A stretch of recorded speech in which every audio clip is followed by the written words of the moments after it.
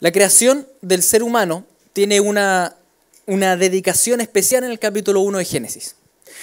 Primero Dios dice el capítulo que Dios fue creando las cosas, pero le dedica, por ejemplo, al sol un versículo, o a la luna, o a las distintas cosas. Pero cuando llega al ser humano le dedica 5 versículos de los 30. Es decir, el 20% del capítulo habla del ser humano. Hay una dedicación especial al ser humano. El ser humano, por tanto, no es como los demás animales. No es un animal. Hay algo distinto en el ser humano. Y eso distinto no es algo intrínseco en el ser humano. En realidad tiene que ver con el Creador. Es conforme a la imagen de Dios. El ser humano, por tanto, tiene una dignidad que es distinta. Un valor que es intrínseco. Y ese valor tiene que ver con el Creador. En el Génesis vemos entonces que Dios crea todo y que el centro de esta creación es Dios mismo, porque de los 31 versículos hablan de Dios. Pero un gran porcentaje habla del ser humano, y este ser humano va a ser especial también. Va a ser especial porque Dios le encarga señorear, sojuzgar sobre el mundo entero, sobre todo lo que está en este planeta. No es que la Biblia esté en contra de proteger a los animales. Al revés, le asigna la responsabilidad al ser humano de hacerlo, entendiendo que el ser humano no es simplemente un animal. El ser humano es puesto como cabeza sobre lo que es la creación. Y como tal, Dios va a dialogar con él y le va a dar mandatos. Distintos mandatos que vamos a estar estudiando durante las siguientes semanas. Partiendo hoy día por el primer mandato. Los mandatos creacionales que vemos en estos capítulos de Génesis los podemos resumir principalmente en estos 4, aunque pueden haber más, o algunos los resumen en menos mandatos, pero vemos el mandato de señorío en estos versículos, el mandato cultural que le da al ser humano, el mandato social y el mandato central, que es el de obediencia y adoración al Creador. Todos estos mandatos son lo que Dios le da específicamente al ser humano. Habla con él para que viva una vida en todas las áreas de su vida que glorifique al Creador. Hoy día vamos a ver el primer mandato, el mandato señorío. Le vamos a dedicar en realidad 2 predicaciones, hoy día y la próxima semana. Y después vamos a ir continuando con los otros mandatos. Lo que vemos ahí en el Génesis y en cómo vivir una vida que glorifica a Dios en todas las áreas de nuestra vida. En el versículo 26-27 que acabamos de leer vemos esto del señorío. Y lo vemos también en el versículo 28 que dice: y los bendijo Dios y les dijo: fructificad y multiplicaos, llenad la tierra y sojuzgadla y señoread en los peces del mar, en las aves de los cielos, en todas las bestias que se mueven sobre la tierra. Por tanto, el ser humano, como les decía, no es un animal más. Fue creado por parte del Señor con una dignidad especial, que esa dignidad tiene que ver con ser imagen, con ser reflejo de Dios. Cuando ustedes escuchan por ahí en Discovery o en Nat Geo o algo que hace millones de años gobernaba la bacteria, mentira. No es así. Dios nunca hizo gobernar la bacteria. En millones de años más va a gobernar el escarabajo. Mentira. Va a gobernar Jesucristo. Debemos entender que lo que te diga los medios de comunicación, lo que sea, la verdad suprema es la Biblia. No son los científicos o tantas cosas, ¿no es esto que uno puede ver hoy en día? Hay muchas opiniones. Pero la Escritura nos dice que Dios creó al ser humano y lo puso como cabeza de la creación, para que juzgara y gobernara. Y cuando terminó toda esta creación, vio Dios todo lo que había hecho y aquí era bueno en gran manera. Y recuerden que Dios es omnisciente, Él es infinitamente sabio, y cuando evaluó todas las cosas, Él dijo: así está bien. Y uno mira y dice: pero ¿habrá sido bueno que haya puesto al ser humano como cabeza del planeta entero? Porque claro, vemos hoy día los estragos que ha causado la humanidad. Los mares contaminados, los animales extinguiéndose, todos peleados, guerras, hambre. ¿Por qué el Señor dijo entonces que era bueno? ¿Qué es lo que pasó? ¿El Señor no se dio cuenta de algo? ¿Hubo algo que Él no veía? ¿O el Señor en realidad ve el final desde el comienzo? Salomón, al analizar esto, dice: mira, Dios hizo el hombre recto, pero ellos buscaron muchas perversiones. La maldad y el pecado no está en el Creador, no está en Dios. La maldad y el pecado están en nosotros. Nosotros hemos caído y nosotros hemos dejado, como se dice en chileno, la escoba en este mundo. Y eso ha llevado el pecado humano, el pecado de Adán y Eva llevó a que no solo la humanidad gimiera, no solo sufrimos nosotros, sufre la creación entera.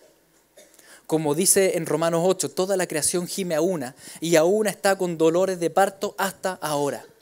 Al caer el ser humano, este mandato de señorío cae y empieza a ocurrir un cambio en cómo el ser humano ejerce ese mandato. Y lo ejerce enseñoreándose, lo ejerce tiranizando, lo ejerce en pos del egocentrismo, en pos del yo. Cambia el núcleo de adoración. Si la adoración era todo antes para Dios, ahora es para mí. Y eso lleva a destrucción. Entonces, ¿por qué Dios puso al ser humano a cargo si Él sabía que el ser humano iba a pecar? ¿Para qué lo pone a cargo? Si Dios conoce todas las cosas, si sabía que iba a ocurrir toda esta destrucción, ¿para qué lo pone a cargo? Pablo escribe lo siguiente en Romanos 8. Él dice, porque la creación fue sujetada a vanidad no por su propia voluntad, sino por causa del que la sujetó en esperanza. Porque también la creación misma será libertada de la esclavitud de corrupción a la libertad gloriosa de los hijos de Dios. Dios sujetó esta creación a vanidad, pero la sujetó a vanidad en esperanza, sabiendo que si bien Adán y Eva iban a caer, iba a surgir el hombre, Jesucristo.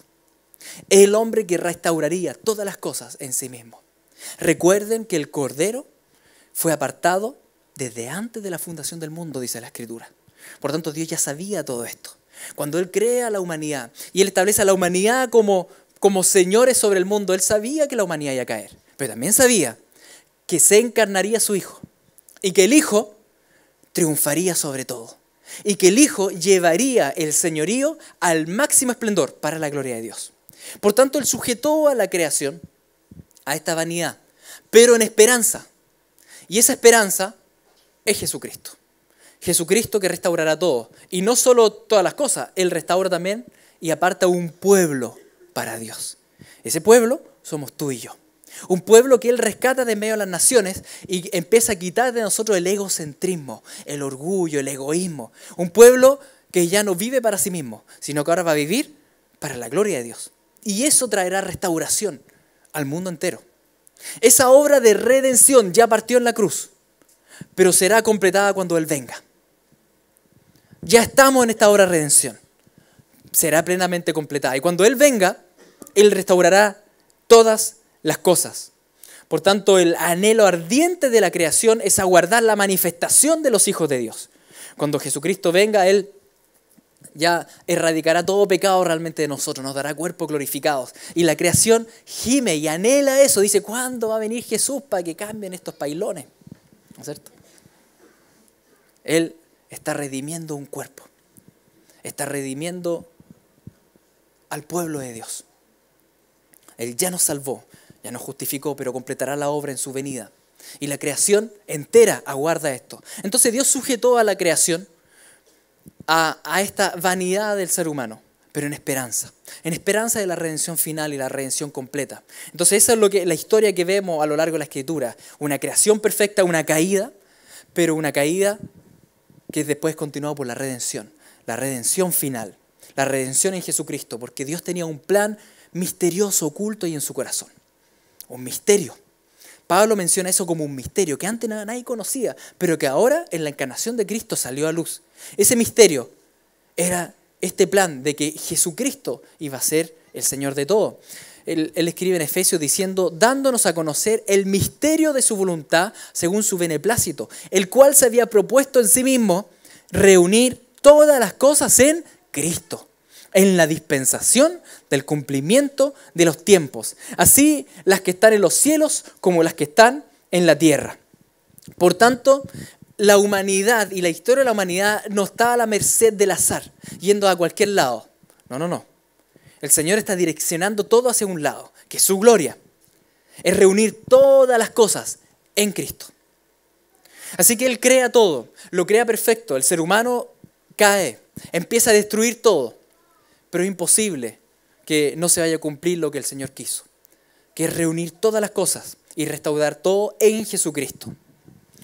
Y es en realidad solamente la introducción al tema. Es para que entendamos que el Señor al principio puso un mandato de señorío. el ser humano cayó y llevó esto a una gran destrucción de la creación. Pero que la historia final ya está escrita. Jesucristo restaurará todo en sí mismo. Y en Él está apartando un pueblo para que reine con Él eternamente. Y lleve a la creación al máximo esplendor para la gloria de Dios.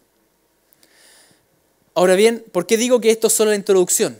Porque es necesario que aprendamos a qué significa vivir entonces hoy día el mandato de señorío. Porque Jesucristo ya partió la redención de este mandato. Y la partió 2000 años atrás. Y nos empezó a enseñar lo que realmente Dios pensaba al darnos este mandato de señorío. Y eso es lo que tenemos que estudiar hoy día. Tenemos que ver y tenemos que analizar nuestras vidas, de cómo estamos al respecto. Si volvemos al Génesis nos damos cuenta que inmediatamente después del pecado, el mandato de señorío decayó rápidamente. Recuerden que pecó Eva, pecó Adán, Dios habla con la serpiente, Dios le dice algo a Eva y Dios le dice algo a Adán. ¿Qué le dice a Eva? A Eva le dice un par de cosas, pero esto es algo puntual que quiero rescatar ahí de esas frases que le dice el Señor. Le dice, tu deseo será para tu marido y él se enseñoreará de ti. Es una declaración de la maldición que trae el pecado, de lo que el pecado hace, lo que hizo en Adán y Eva. Habían sido creados para señorear como coiguales en esencia, ¿no es cierto? Y llevar a cabo este mandato de señorío sobre la creación entera. Ahora Dios le dice a Eva, por tu pecado ahora Él se va a enseñorear de ti. Y aparece esta palabra que antes no estaba, el enseñoreamiento. El enseñoreamiento, el tomar a la fuerza algo para que se haga mi voluntad. El creer que yo soy el centro y que yo soy Dios y que los demás vivieran vivir en torno a mí. Las relaciones humanas van a sufrir por esta caída del mandato de señorío, que ahora es un enseñoreamiento. Hoy en día está muy en boga el tema del feminismo, ¿no es cierto? Uno puede opinar al respecto, es un tema complejo, es un tema complicado en varias aristas, pero cuando analizamos todos estos temas que van siendo contingentes, es importante que analicemos la historia bíblica general y qué es lo que nos dice el Evangelio al respecto. ¿Está mal que el hombre se enseñoree a la fuerza de la mujer? Claro que sí. Como también está mal que la mujer se enseñoree del hombre. El problema entonces no está en el género, el problema está en el corazón humano. El problema no son los hombres y el problema no son las mujeres. El problema está en todos nosotros. El problema no es machismo o feminismo. El problema es que nuestro corazón está caído. ¿El corazón de quiénes? De todos nosotros. Todos nosotros buscamos enseñorearnos de alguna manera de los demás. Y eso trae grandes complicaciones a este mundo. Entonces aquí el que apunta al enseñoreado del otro, guárdese de no caer uno mismo. Porque nosotros mismos tendemos a eso. Es algo que tenemos que analizar hoy día. Es muy distinto el mandato de señorío que Dios le dio a la humanidad comparado con lo que es el enseñoreamiento. Y ahí es donde tenemos que detenernos. ¿En qué es distinto? ¿Por qué es distinto? ¿Cuál es la diferencia? La diferencia no la sabríamos a menos que Jesucristo se hubiese encarnado y nos hubiese enseñado con pera y manzana lo que significa realmente vivir un mandato de señorío para la gloria de Dios. Y lo vemos caminando ahí en el Medio Oriente con sus discípulos y vemos el siguiente evento. Dice la escritura en Marcos 10 que Jacobo y Juan, hijos de Zebedeo, se le acercaron diciendo, Maestro, querríamos que nos hagas lo que pidiéremos. Y me gusta esto porque recuerden que estos dos chiquillos eran adolescentes en esa época, ¿ya? Juan debe haber tenido unos 13 años, más o menos eso se estima. Recuerden que Juan vivió hasta el año 100. Debe haber tenido unos 13 años, Jacobo como era mayor, tal vez unos 16 años. Estos discípulos entonces eran tal vez los más chicos los discípulos o eran todos adolescentes, no sé. La cosa es que eran sin filtro los hermanos del trueno, ¿no es cierto? Sin filtro. Y ellos hablan lo que nosotros jamás diríamos, pero en realidad hacemos. ¿Ya? Ellos dicen, Maestro, o sea, Señor, y después continúan, queremos que hagas lo que nosotros te pedimos. Y es como una contradicción en la misma frase, ¿o no? Pero es tal cual como nosotros oramos. Señor, quiero que hagas esto. Solo que ellos lo hacen ahí con Jesús enfrente. Le dicen en la cara, gran maestro, haz lo que nosotros te pedimos, ¿ya? A ver, ¿qué sería, chiquillos? ¿Qué sería? Y ellos le dijeron, bueno, facilito. concédenos que en tu gloria nos sentemos el uno a tu derecha y el otro a tu izquierda. Nada más ni nada menos. Como les digo, eso es lo bueno muchas veces los adolescentes, son sin filtro. Porque nosotros somos más hipócritas, los adultos, ¿no es cierto? Entonces esto lo pensamos, pero no lo decimos. Eso no significa que no tengamos el mismo pecado. Entonces, ellos se lo dijeron. Entonces Jesús le dijo, no sabéis lo que pedís. ¿Podéis beber el vaso que yo bebo o ser bautizado con el bautismo con que yo soy bautizado? Y ellos dijeron, al unísono, podemos. Sí, está bien. A la verdad, del vaso que yo veo beberéis, y con el bautismo con que yo soy bautizado seréis bautizados. Pero el sentaros a mi derecha y a mi izquierda no es mío darlo, sino a aquellos para quienes está preparado.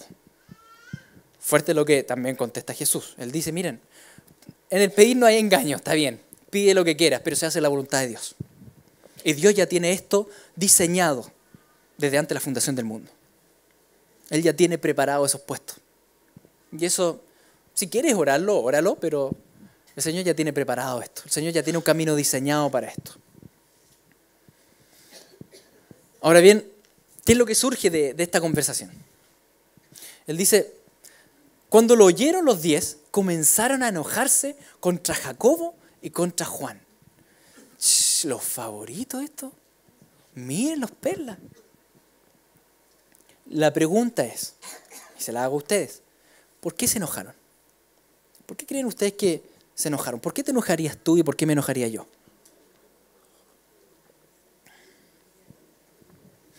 Porque nosotros queremos estar ahí.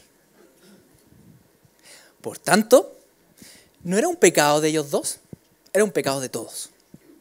Si no, no se hubiesen enojado. Si se enojan es porque ellos también querían estar sentados al lado de Jesús. Es lo que nos pasa tal vez en el trabajo. Cuando va otro y le pide al jefe un aumento y que lo ponga en otra posición.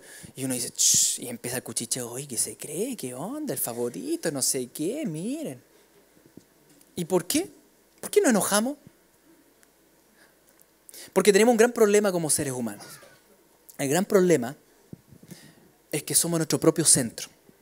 Y creemos que el mundo tiene que girar en torno a mí. Y que yo debo tener esos favores. Es que ese puesto lo merezco yo. Y ahí tenemos un tema, pero ya muy potente, arraigado. Nosotros siempre pensamos que merecemos cosas mejores de las que tenemos. Por tanto, vivimos frustrados con las circunstancias y todo porque merezco algo mejor. Merezco un trato más digno, merezco un puesto mejor, merezco ganar más plata, merezco. ¿Qué dice la Escritura que merecemos? ¿Saben lo que dice la Escritura? Dice que merecemos el infierno. ¿Por cuánto tiempo? Eternamente. La Escritura dice que tú y yo merecemos el infierno. O sea, a la hora que empezamos a discutir con el Señor diciéndole, Señor, yo merezco, el Señor nos dice, para. Mejor no vayamos por lo que mereces, porque si vamos por lo que mereces, te va a ir mal. Pero nosotros tenemos un autoconcepto siempre tan bueno de nosotros mismos, que cuando otro es bendecido nos da envidia. Decimos, eso debería ser mío. Yo debo tener ese puesto. Yo debo tener ese cargo. Así que tenemos estos 10 y que están enojados. ¿Por qué están enojados? Porque tienen el mismo pecado que Juan y Jacobo y que tú y que yo. Lo mismo. Lo mismo. En otras ocasiones Jesús lo vemos que se enoja con los discípulos, pero esta vez los junta paternalmente. Dice, Jesús llamándolos les dijo, sabéis que los que son tenidos por gobernantes de las naciones se enseñorean de ellas, y sus grandes ejercen sobre ellas potestad, pero no será así entre vosotros. Y aquí viene lo crucial que nos viene a mostrar nuestro Salvador. Dice, mira, el mundo funciona a base de enseñoreamiento. El mundo funciona a base de una pirámide. Es lo que todos siempre nos han enseñado y lo que vemos. En la base está la plebe, tú y yo. Después están los gobernantes. Después, qué sé yo, las grandes empresas internacionales que gobiernan sobre los gobiernos. Y después, bueno, qué sé yo, está arriba los Illuminati. Fíjense lo que dice el Señor. El Señor en primer lugar dice, miren, sabéis que los que son tenidos por gobernantes se enseñorean. Son tenidos por, son tomados por. Pero ¿quién es el verdadero gobernante? Solo uno, que es Dios. El verdadero gobernante sobre el mundo entero y sobre las naciones, no, el mundo no está a la merced de no sé qué tipo de gobernantes. Es el Señor, en primer lugar. Él es el Rey soberano. Él permite, si en este mundo hay tiranos o no hay tiranos, Él lo permite. Él permite que esté tal o cual presidente. El Señor está por sobre todo. Bueno, tenemos entonces estos gobernantes que son tenidos por gobernantes. ¿Y qué tiende a hacer la carne humana frente a una posición jerárquica? Lo que tiende a hacer es a enseñorearse. Tiende a esta línea jerárquica de estar cada día más arriba, y el que está más arriba mandonea a los demás, usufructa de los demás. Todo es para él. Porque el ser humano no vive para la gloria de Dios, vive para su propia gloria.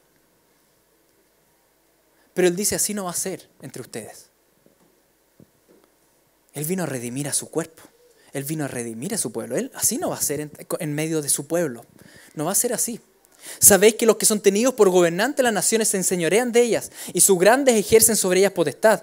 Pero no será así entre vosotros, sino que el que quiera hacerse grande entre vosotros será vuestro servidor. Y el que de vosotros quiera ser el primero será siervo de todos. ¿Y con eso qué hace Jesús? Toma esta pirámide y la invierte, la gira. El que quiera estar a la punta tiene que estar bien abajo. En el reino de los cielos no está esta pirámide. En el reino de los cielos la pirámide está invertida.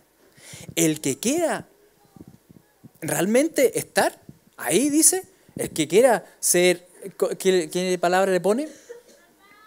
El que quiera hacerse grande entre vosotros, va a tener que servir. Va a tener que ponerse abajo. Porque lo que significa ejercer un mandato de señorío para la gloria de Dios, significa en realidad servir. Señorear es servir. Y en Cristo vemos la redención del mandato de señorío. Porque Él es el Señor de señores. Y siendo Señor de señores, estando en la punta de la punta, Él se humilló a lo sumo y se puso por debajo de todos.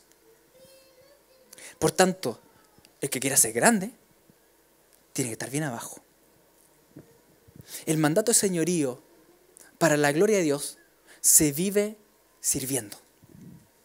No tiene que ver con mandoneo, con poder. El que quiera hacerse grande entre vosotros será vuestro servidor. Y el que de vosotros quiera ser el primero será siervo de todos. Porque el Hijo del Hombre no vino para ser servido, sino para servir y para dar su vida en rescate por muchos. Señorear sobre la creación, el plan original que Dios tenía ahí, era que entonces sirviéramos. Que sirviéramos a la creación y nos sirviéramos mutuamente para llevar todo a la gloria de Dios. No era un sistema jerárquico en abuso de poder, era un sistema de servicio. Y que en Jesucristo vemos redimido eso. Y que Jesucristo le enseña esto a su pueblo. A no hacer las cosas ya por egocentrismo y para uno mismo, sino que para la gloria de Dios. Es muy distinto. Jesús desafía entonces a sus discípulos no a buscar enseñorearse, no a buscar ser servidos, sino que buscar servir, lo que significa ejercer un mandato de señorío como Dios lo tenía planeado. Cualquier posición que ocupemos debe estar enfocada en eso entonces, en servir. Ponerse a disposición de otros para que puedan conocer y glorificar a Dios. Ese fue el ejemplo de Jesucristo. La sociedad estima en gran manera la jerarquía que ocupamos dentro de ciertos grupos. La sociedad valora eso, valora las posiciones de jerarquía. Mientras más gente tengo a cargo, más importante la persona. Mejor te tratan. Hay como con el tema jerárquico, hay como bien adosado un tema de favores. favores especiales que tiene la persona que está a cargo de más personas. En esta sociedad caída, cuando entramos en sistemas jerárquicos, entramos a sistemas de poder, por así decirlo. Y cuando hablamos de poder, es una ilusión de poder. Este poder de poder ejercer influencia en los demás. Y suena muy bonito, se pueden poner palabras muy cristianas. Liderar, ejercer influencia sobre mucho. Pero en la base de eso está el querer que otros hagan lo que yo les digo. Querer uno ser Señor. Cuando queremos nosotros ser Señor, nos enseñoreamos. De ahí surgen muchos temas complejos para nuestra carne. Y esto no es solo un tema que vemos a nivel de gobierno, a nivel de empresas, lo vemos en las congregaciones, lo vemos en la iglesia, lo vemos nosotros. Porque es súper fácil criticar la clase política, pero el pecado también lo tenemos nosotros. Tal vez tú tienes a cargo tuyo 2 ovejitas y sobre ellas tú puedes ejercer el mismo abuso de poder, el control, el querer que esas ovejitas te hagan caso a ti. Y cuando no te hacen caso, no, son inmaduras en la fe. Cambiamos las palabras, pero el corazón es el mismo, nos enseñoreamos. Nos enseñoreamos. Buscamos favores especiales. Buscamos ir escalando y entramos con esa idea muchas veces a la iglesia. Voy a ser discipulador, después encargado de un par, después voy a ser líder ministerial, después voy a ser anciano y después voy a ser pastor. ¿No es cierto? Ñeque, ñeque, ñeque. Pero no se lo digo a nadie. Pero no funciona así el reino de los cielos. Porque el Espíritu reparte los roles como Él quiere. Y los roles no implican más importancia. Claro, hay responsabilidades distintas. Pero un pastor no es más importante que cualquier otra oveja. Porque en la práctica, todos somos ovejas. Y ahí hay un tema complejo que tiene que ver con nuestros corazones. No tiene que ver con la estructura, es nuestro corazón el problema. Nuestro corazón que quiere esto, que quiere sentirse valorado por alguna posición, que quiere tener esto de sentirse que los demás tal vez te adulan o que uno tiene control sobre otros. Es un problema del corazón humano, no es un problema de hombres y no es un problema de mujeres, es un problema de todos. El control es una de estas manifestaciones, el control. El control es complejo. Es querer imponer nuestros gustos, nuestras preferencias en el otro, nuestras decisiones. Pero hazme caso. Yo te sugiero que hagas esto. Pero más que una sugerencia empezamos a manipular. Yo quiero que mis hijos hagan lo que yo decido en la vida.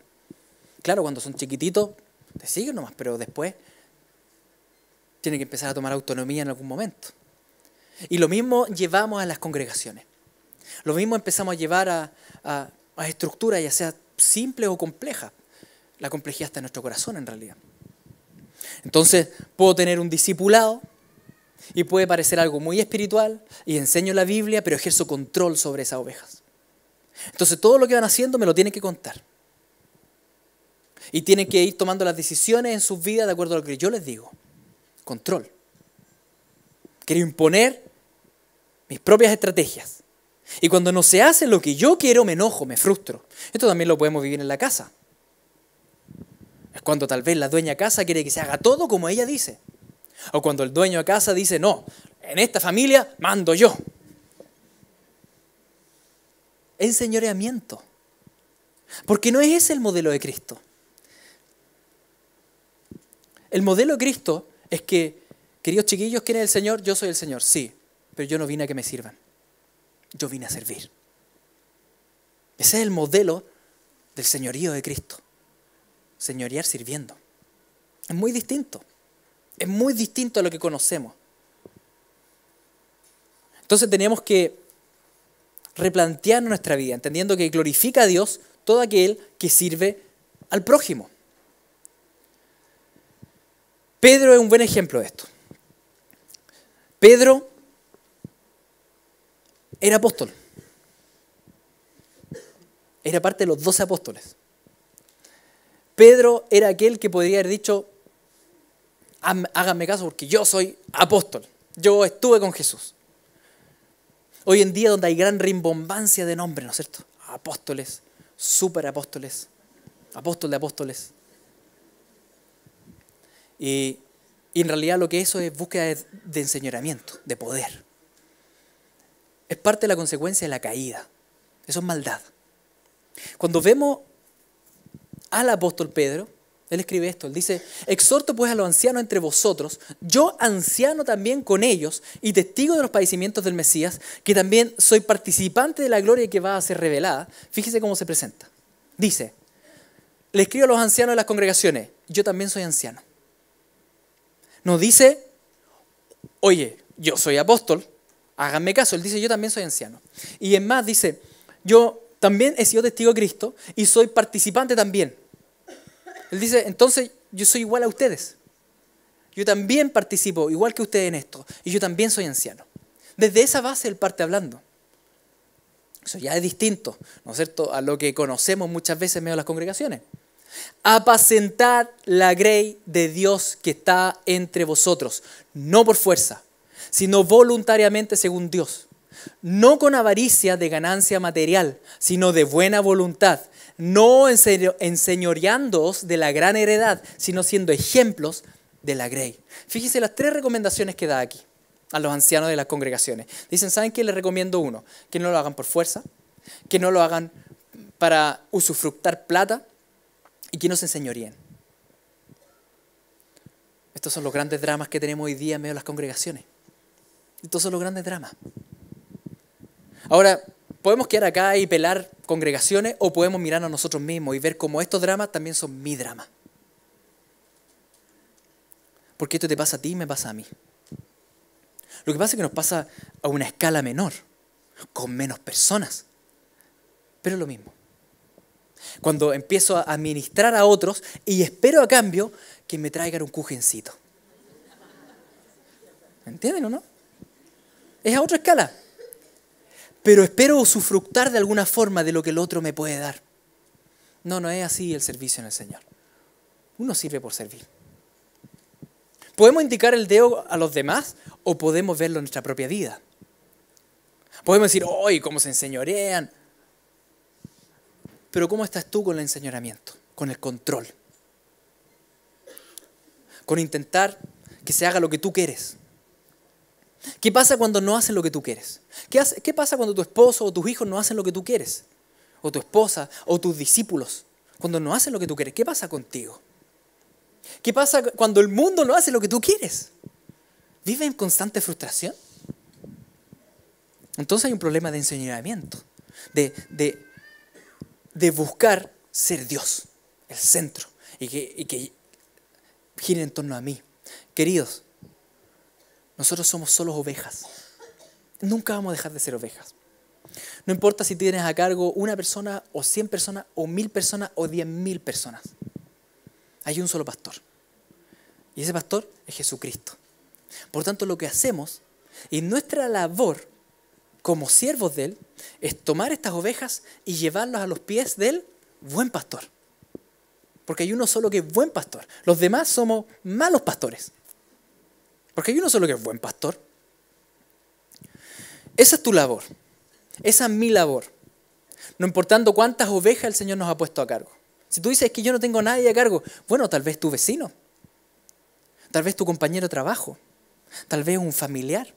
Alguien que está ahí, que está quebrantado de corazón. Esa es tu ovejita. Llévala a los pies del Señor. No lo lleva a los pies tuyos. No seas tú el salvador de la persona. Llévalos al Salvador. Porque si no, tú te enseñoreas. Tú ejerces control ahí. Y eso no es el mandato de señorío. El mandato de señorío, restaurado y redimido en Cristo, es llevarlos a los pies del buen pastor. Es para la gloria de Dios. Siervos inútiles somos. Así que vemos esto en Jesucristo. Que sabiendo Jesús que el Padre le había dado todas las cosas en las manos y que había salido de Dios y a Dios iba, piensa en esto, sabiendo Él que Él era rey sobre toda Europa, sobre todo el continente africano, sobre toda América, sobre Asia, sobre los imperios que había en la India, sobre el imperio romano, Dios le había dado todo. No solo en la tierra, en los cielos. Sabiendo no solo eso, sino que sabiendo además que Él era Dios.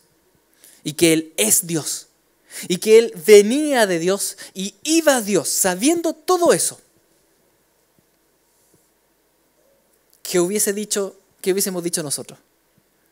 Bueno, lo que hubiese dicho yo es, ¿quién me limpia los pies?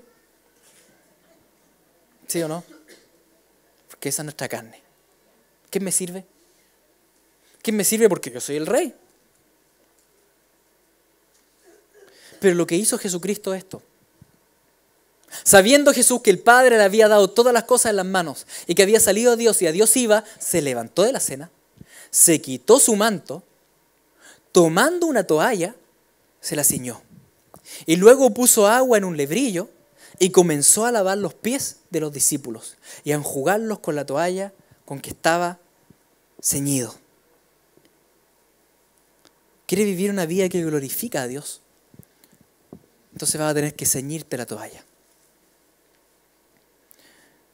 Vas a tener que ensuciarte tus manos con el barro de los pies de los demás. Eso es ejercer el mandato de señorío de una manera que glorifica a Dios. No, porque Señor, yo tengo tantos atados, yo mismo tengo problemas, no sé qué. No, vas a tener que ensuciarte tus manos con el barro de los demás. Eso es servir. Eso es lo que hizo Jesús. Eso es servir. El mandato de señorío no es mandonear, es ayudar, no es controlar, es dar ejemplo. No es dar simplemente órdenes, es acompañar. No es enseñorearse, es servir en amor. Y cuando terminó de limpiar, después que hubo lavado los pies, tomó su manto, volvió a la mesa y les dijo, ¿sabéis lo que os he hecho? Pregunta. Y hubo un cri, cri, ¿no es cierto? Nadie entendía por qué. Y él dice, ustedes me llaman maestro, me llaman Señor, y dicen muy bien, porque lo soy. Yo soy el Señor. Pues si yo, el Señor y Maestro, he lavado vuestros pies, vosotros también debéis lavaros los pies los unos a los otros. Porque ejemplo os he dado, para que como yo os he hecho, vosotros también hagáis. Vosotros también hagáis. Ejercer un mandato de señorío para la gloria de Dios es lavar los pies de tu cónyuge, y lavar los pies de tus hijos, y lavar los pies de tus hermanos en la fe. Incluso lavar los pies de tus enemigos, y aquellos que te han hecho mal, y aquellos que te han traicionado. Aquellos que tú guardas rencor en tu corazón, también a ellos. Porque en esta cena, Jesús incluso le lavó los pies a Judas. Eso es ejercer el mandato de señorío con una pirámide invertida, bien abajo.